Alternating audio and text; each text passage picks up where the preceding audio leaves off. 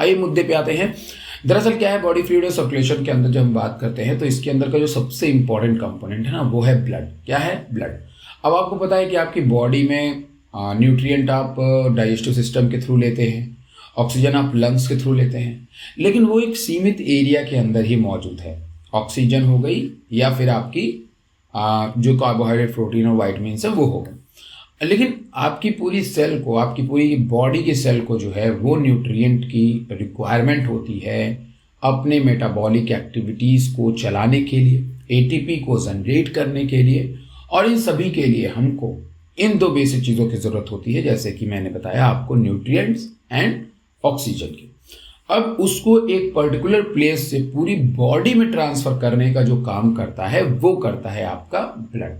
Blood ही वो component होता है जो आपके ऑक्सीजन को पूरी बॉडी के अंदर लेकर के जा सकता है। ब्लड ही वो चीज़ है जो आपके न्यूट्रिएंट्स को एक सही चीज़ में लेकर के जा सकता है।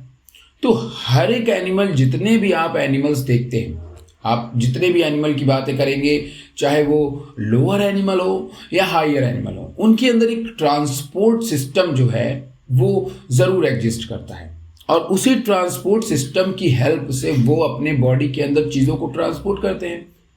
अब कुछ जो लोअर एनिमल हैं उनके अंदर वो ब्लड वाली चीज़ें नहीं है, उनके अंदर ब्लड की जगह कुछ और थी। जैसे अगर मैं हीमोग्लोबिन की बात करूंगा तो वो एनालिड्स और वर्टिब्रेट्स में देखने को मिलती है। हीमोसाइनिन की बात करूंगा वो मोलस्क और आर्थ्रोपोड में देखने को मिलती है। क्लोरीन की बात करूंगा वो एनालिड्स में देखने को मिलती है। मोलस्क में पिनेगोबिन देखने को मिलती है।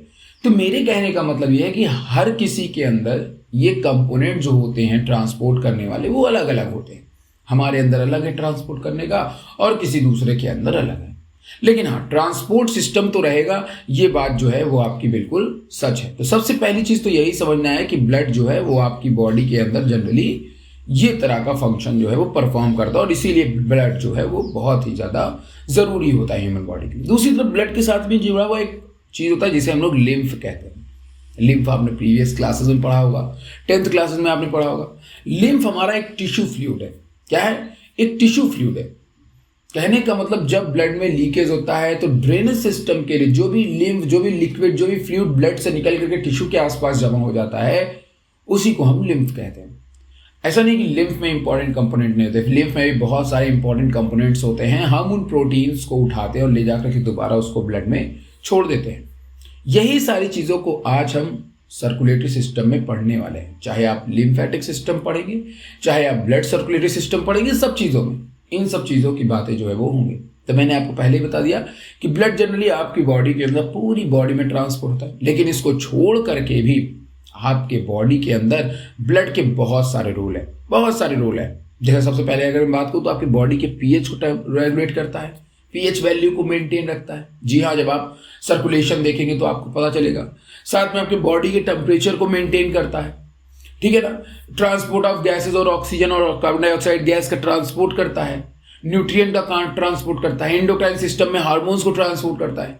हीट से हमें बचाता है। वेस्टेज को बाहर करता है। प्रोटेक्शन करता है। जो भी हार्मफुल चीज हमारे कंपोनेंट हमारी बॉडी के अंदर आ रहे हैं उनसे हमको प्रोटेक्ट करता है। फैगोसाइटिक एक्टिविटीज करता है, जैसे कोई भी बैक्टीरिया पैथोजन आया उनको अपने अंदर लेकर के उनको खत्म कर देना। तो ये सारे जो मैकेनिज्म होते हैं, ये सारे के सारे जो है वो आपके ब्लड के थ्रू परफॉर्म किए जाते हैं। अब जनरली जब हम ब्लड की बात करते हैं तो ब्लड एक तरह का कनेक्टिव टिश्यू है। जब ब्लड एक कनेक्टिव टिश्यू है और ब्लड केवल इसमें सेल्स मौजूद नहीं होती है, ब्लड सेल्स के साथ में हमारी ब्लड में प्लाज्मा ही मौजूद है। कि जब भी मैं आपसे ब्लड की बात करूंगा ना तो आपको लगेगा एक रेड कलर की इमेज आएगी, राइट, क्योंकि कलरफुल इमेजेस आप पहले इमेजिन कर लेते हो। तो जब आप ब्लड को देखते हो तो blood not only made up from RBC, they are made up from lots of other cells and plasma. तो हमारी ब्लड में जो 55% होता है वो हमारे प्लाज्मा का होता है, 50 to 55, और 45 जो परसेंटेज होता है वो होता है हमारे आरबीसी, डब्ल्यूबीसी और प्लेटलेट्स का। अब आरबीसी, डब्ल्यूबीसी और प्लेटलेट्स ये हमारे अंदर 45% हैं, और हम इन्हीं को फॉर्म्ड एलिमेंट कहते हैं। क्या कहते हैं? फॉर्म्ड एलिमेंट कहते हैं, जिसमें आरबीसी और डब्ल्यूबीसी वो एक सेल्यूलर है, वो सेल्स हैं, लेकिन कुछ ऐसे जैसे प्लेटलेट्स वो सेल के फ्रैगमेंट्स हैं। उसके बारे में आगे डिटेल में आपसे बात करूंगा। तो इन सब चीजों के बारे में आपको जानते रहना चाहिए। सबसे पहले हम बात करते हैं प्लाज्मा की। जब हम प्लाज्मा की बात करते हैं तो प्लाज्मा हमारी ब्लड का 55% भाग बनाता है। ब्लड का 55% जो पोर्शन है वो प्लाज्मा का होता है। लेकिन आखिर इस प्लाज्मा में ऐसा होता है क्या? इस प्लाज्मा में दरअसल 90 to 92% वाटर होता है। क्या होता है? वाटर। याद रखिएगा, 90 to 92% उस प्लाज्मा के अंदर आपको देखने को मिलती है वाटर। 7% उसमें देखने को मिलती है आपको प्लाज्मा प्रोटीन, जिसमें आती है एल्ब्यूमिन जो कि मेंटेन करते हैं ब्लड के वॉल्यूम और प्रेशर को, ग्लोबुलिन, फाइब्रिनोजन, सॉल्ट जिसका अलग अलग जगहों पे काम, कोई ब्लड वॉल्यूम को मेंटेन करता है, कोई ट्रांसपोर्ट और डिफेंस करता है, कोई क्लॉटिंग के लिए रिस्पॉन्सिबल होता है, कोई ब्लड के पीएच वैल्यू को मेंटेन करता है। तो अलग अलग टाइप के जो आपके ब्लड सेल्स हैं, जो ब्लड है या ब्लड प्रोटीन्स हैं या प्लाज्मा प्रोटीन्स हैं, वो का अपना अलग अलग रोल आपके ब्लड के अंदर ही देखने को मिलता है। साथ में हमारे प्लाज्मा में गैसेस भी मौजूद होती हैं, न्यूट्रिएंट जैसे लिपिड, प्रोटीन, कार्बोहाइड्रेट, ग्लूकोज, ये सब मौजूद होता है। हार्मोन्स मौजूद होता है, हार्मोन्स एंड वाइटामिन्स मौजूद होता है। कार्बोहाइड्रेट में करिएगा, ग्लूकोज करिएगा, और नाइट्रोजन वेस्ट, भाई हमारा जो भी ब्लड के अंदर जो भी वेस्ट प्रोडक्ट है वो किडनी में फिल्टर होने के लिए जाता है। अब ब्लड सब के अंदर अलग अलग है तो न्यूट्रिएंट वेस्ट भी अलग हो सकता है, किसी में यूरिया होगा, किसी में यूरिक एसिड होगा। तो मेरे कहने का टोटली सी बात इतनी है कि आप ही के ब्लड के अंदर पाई जाने वाली प्रोटीनों में एल्ब्यूमिन, ग्लोबुलिन और फिब्रिनोजन के साथ में जो सॉल्ट है, इनका ब्लड के प्लाज्मा में अपना एक अलग से रोल है। और वो रोल मैंने आपके सामने मेंशन कर दिया कि एल्ब्यूमिन ब्लड प्रेशर और वॉल्यूम के लिए, ग्लोबुलिन ट्रांसपोर्ट एंड डिफेंस के लिए। बगल में आपको चार्ट दिख रहा होगा। तो ये प्लाज्मा है। जब आप ब्लड को लेते हो, ब्लड को ऐसे शेक करते हैं, ब्लड को शेक करने के बाद ब्लड को छोड़ दीजिए। ब्लड को छोड़ने के बाद ऊपर की तरफ एक लेयर, सुपरनेटेड जो लेयर ऊपर की तरफ है, वही प्लाज्मा होती है, जो थोड़ा येलोविश कलर की है, कलरलेस टाइप की होगी, वही येलोविश कलर की। फिर उसके बाद नीचे जितने भी एलिमेंट होते हैं उसमें प्लेटलेट्स, डब्ल्यूबीसी, आरबीसी, ये सब होते हैं नीचे की तरफ। बात समझ में? मतलब दोनों लेयर अलग। तो जो लेयर अलग हो रही है ना ऊपर साइड में, थोड़ा ज्यादा अमाउंट में है, वही है आपकी प्लाज्मा। क्या है? प्लाज्मा। तो ये है प्लाज्मा के बारे में मैंने आपको यहाँ पे बताया कि भाई प्लाज्मा में फाइब्रिनोजन, ग्लोबुलिन और एल्ब्यूमिन जैसी प्रोटीन्स आती हैं। साथ में इसमें बहुत सारे आयन आते हैं, जैसे sodium ion, calcium ion, magnesium ion, SCO3 का बहुत इंपॉर्टेंट रोल है भाई। बाइकार्बोनेट जो कार्बन डाइऑक्साइड ट्रांसपोर्ट के लिए काम करेगा। क्लोरीन का ट्रांसपोर्ट सिस्टम में बहुत बड़ा रोल है। सोडियम, पोटेशियम, मैग्नीशियम तो भाई हमारी बॉडी के लिए जरूरी होता है। तो ये सारे के सारे जो फंक्शंस हैं, ये ब्लड ही ऑपरेट कर रहा है, इसको ब्लड ही ट्रांसपोर्ट करने का काम कर रहा है। अब आगे आते हैं फॉर्म्ड एलिमेंट के बारे में बात करते हैं। जैसा कि मैंने कहा कि आपकी बॉडी का, आपके ब्लड का जो फॉर्म्ड एलिमेंट है वो है आपका आरबीसी, डब्ल्यूबीसी, प्लेटलेट्स। आरबीसी जिसे हम एरिथ्रोसाइट्स कहते हैं, डब्ल्यूबीसी जिसे हम ल्यूकोसाइट्स कहते हैं, और प्लेटलेट जिसे हम लोग जनरली थ्रोम्बोसाइट्स के नाम से जानते हैं। लेकिन इसमें ये चीजें हमें नहीं जाननी, हमें ये चीजें जाननी है कि आखिर इन सभी चीजों का रोल क्या होता है। तो आइए, बगल में एक चार्ट आपको दिख रहा हो। आरबीसी जो होता है वो हमारी ब्लड के अंदर केवल उसका वन फंक्शन होता है। क्या होता है उसका फंक्शन? की चीजों को ट्रांसपोर्ट करना। ऐसा क्यों? वो चीजों को ट्रांसपोर्ट ही क्यों कर रही है? वो एक सेल है, वो कुछ और भी कर सकती है? नहीं, वो और कुछ नहीं कर सकती, क्योंकि जो हमारी आरबीसी होती है उस आरबीसी में न्यूक्लियस प्रेजेंट नहीं होता। मैच्योर आरबीसी के अंदर न्यूक्लियस आपको देखने को नहीं मिलता है। और जिस सेल में न्यूक्लियस प्रेजेंट नहीं होगा, बात याद रखिएगा कि जिस सेल में न्यूक्लियस प्रेजेंट नहीं होगा वो सेल अपने से कोई फंक्शन परफॉर्म करे, ये बड़ी दिक्कत है। तो इसका केवल एक काम होता है, ये कंटेन करता है, आरबीसी कंटेन हीमोग्लोबिन। और हीमोग्लोबिन दो चीज से बना है, हीम और ग्लोबिन प्रोटीन। हीम जो होता है वो है iron, and iron have tendency to bind with oxygen and give it a red colour. वो रेड कलर देता है जब वो ऑक्सीजन से बाइंड करता है। तो इसीलिए जब भी हम लोग ब्लड को देखते हैं या आरबीसी को देखते हैं तो आरबीसी जनरली हमको रेड दिखाई देता है, क्योंकि दरअसल वो आयरन से जो हमारे जो ब्लड के अंदर जो ऑक्सीजन है वो आयरन से बाइंड किया हुआ है। तो इसलिए यहां पे हमें वो रेड कलर का अपीयरेंस देता है। उसका केवल एक काम है, ब्लड उसको, बॉडी उसको पंप करता है, हार्ट उसे पंप करता है, और वो पूरी बॉडी के अंदर जो है वो ट्रांसपोर्ट होता रहता है। तो ये चीजें सबसे पहले आपको ध्यान में रखनी। अब यहाँ पे अगर मैं बात करता हूं तो सभी की सभी ब्लड, जितनी भी सेल ब्लड है, all types of blood cells या fragment, this is made up from hematopoietic cell. क्या? Hematopoietic cell. अब what is this hematopoietic cell?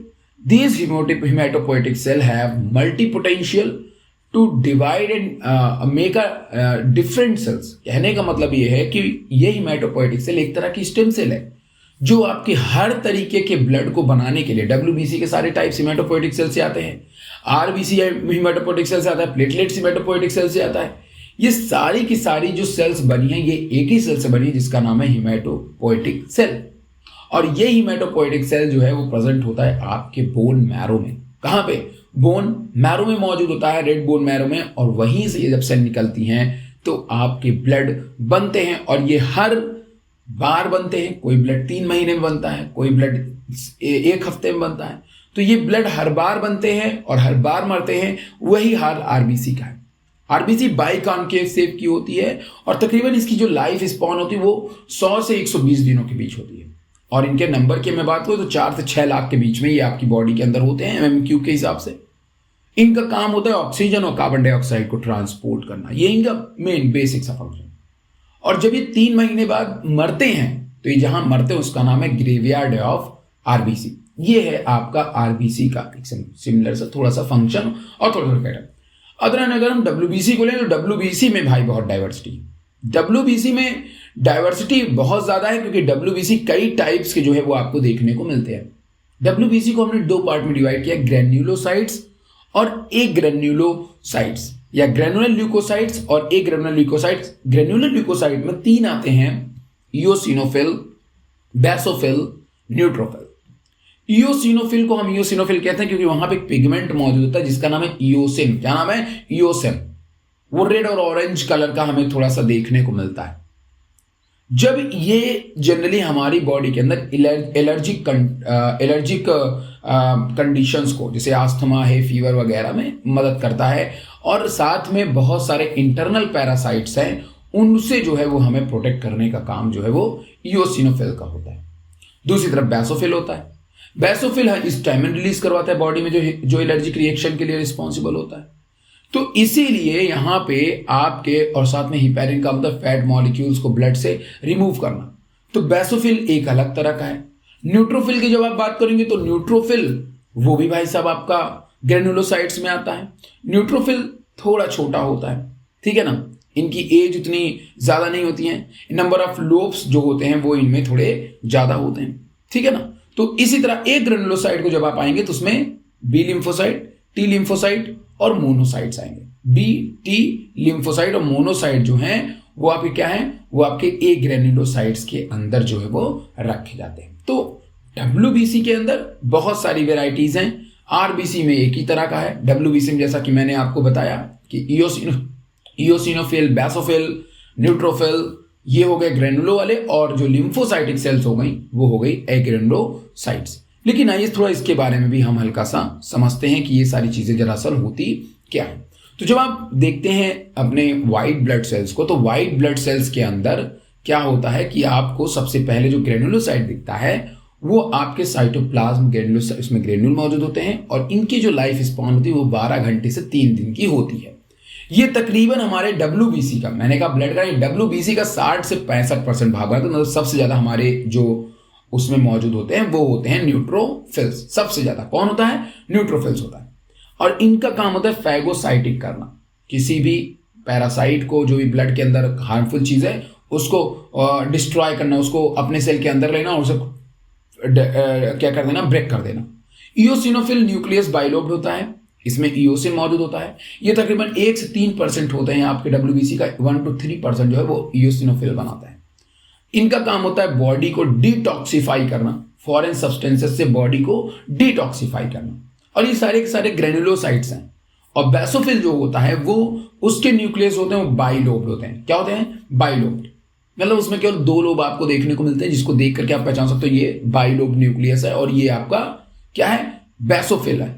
और इसमें जो केमिकल होता है जिसके कारण का कलर आता है वो है हीमेटोजाइलिन, और ये तकरीबन आपके WBC का 0.5 से 1% बनाने का काम WBC का इसका होता है। Release anticoagulant heparin. हिपैरिन जो होता है वो हमारे ब्लड में कोगुलेशन या ब्लड का थक्का या ब्लड को कहीं जमने नहीं देता है। तो हिपैरिन को जो बनाने का रिलीज करने का काम है वो है बेसोफिल। बच्चे हिपैरिन और हिस्टामिन, हिस्टामिन जब वर्ड आता है तो वहां पे एलर्जिक रिएक्शन वर्ड आता है, लेकिन हिपैरिन वर्ड है तो ब्लड के कोगुलेशन को बढ़ाने का काम करता है। ये बातों को ध्यान रखिएगा। दूसरा जो टाइप है डब्ल्यूबीसी का वो है ए ग्रेनुलोसाइट, जिसमें आती हैं मोनोसाइट और लिम्फोसाइट। मोनोसाइट्स 3 to 9% डब्ल्यूबीसी का होती है मोनोसाइट्स, इनका काम भी फैगोसाइटिक का होता है। और लिम्फोसाइट जो हैं वो दूसरे सबसे ज्यादा ब्लड होती हैं, जिसमें आपको 25 से 33% देखने को मिलती हैं, और इनका जो मेन फंक्शन होता है वो प्रोवाइड इम्यून रिस्पॉन्स। आपकी बॉडी के अंदर जो भी एंटीबॉडीज वगैरह को प्रोड्यूस करना है, उस एंटीबॉडीज को प्रोड्यूस करने का जो काम करती हैं वो करती हैं आपकी डब्ल्यूबीसी। तो डब्ल्यूबीसी का एक सूत्री कार्यक्रम है, या तो आपके इम्यून सिस्टम को प्रोटेक्ट करेंगी, या तो फॉरेन पार्टिकल्स को मारेंगी, या तो आपकी बॉडी में एलर्जिक रिएक्शन को कॉज करेंगी, या तो फिर आपकी बॉडी में हिपैरिन वाला जो मैंने फंक्शन बताया वो। ये 3-4 फंक्शन आपको डब्ल्यूबीसी के हमेशा ध्यान में रखने। और ये डब्ल्यूबीसी हमारा एक फॉर्म्ड एलिमेंट है जो कि तकरीबन हमारी बॉडी में 6000 से लेकर के 8000 mm³ तक होता है। ठीक है, 6000 to 8000। अब डब्ल्यूबीसी की सेल थोड़ी बड़ी भी होती है, इनके पास न्यूक्लियस भी होता है, तो ये इनकी लाइफ स्पॉन उतनी ज्यादा नहीं होती है। इसको आपको जनरली जो है वो मान करके चलना है। अगला आता है प्लेटलेट्स। जैसा कि मैंने कहा कि प्लेटलेट्स को लोग सेल मानते हैं। प्लेटलेट्स एक तरह की सेल ही नहीं है। प्लेटलेट्स एक सेल फ्रेगमेंट है जिसे हम लोग थ्रोम्बोसाइट्स कहते हैं, बिकॉज यहां पे एक प्रोटीन प्रेजेंट होती है जिसको हम लोग प्रोथ्रोम्बिन कहते हैं। इसी प्रोथ्रोम्बिन जब थ्रोम्बिन में कन्वर्ट होती है तो वो बनाती है आपकी ब्लड क्लॉटिंग करने के लिए फाइब्रिनोजन, या फाइब्रिनोजन को कन्वर्ट करती है फाइब्रिन में, जो कि ब्लड क्लॉटिंग के लिए जरूरी होता है। और ये सारी की सारी ब्लड, प्लेटलेट्स या कुछ भी हो, ये एक स्पेशल सेल हिमेटोपोइटिक सेल, और हिमेटोपोइटिक सेल ही बनाता है मेगा कैरियोसाइट्स। जैसे मैंने कहा उसका काम है डब्ल्यूबीसी का बनाना, आरबीसी का बनाना, वैसे ही बोन मैरो से एक एक्स्ट्रा सेल बनती है जिसे हम कहते हैं मेगा कैरियोसाइट। बड़ी सेल होती है, यही सेल के फ्रैगमेंट से आपके बनते हैं प्लेटलेट्स, और जिसमें तकरीबन कितने प्लेटलेट्स बन सकते हैं, तकरीबन 1.5 लाख से 3.5 लाख तक mm³ तक प्लेटलेट्स जो है वो नॉर्मल ह्यूमन बीइंग में होना चाहिए। प्लेटलेट्स बहुत तरह के सब्सटेंसेस को रिलीज करते हैं, जैसे इनसे अटैचमेंट बहुत तरह के फैक्टर्स होते हैं, और वो सारे फैक्टर जब मिलते हैं तो ब्लड क्लॉटिंग के लिए रिस्पॉन्सिबल होते हैं, जिसके बारे में आगे अलग से बात करूंगा।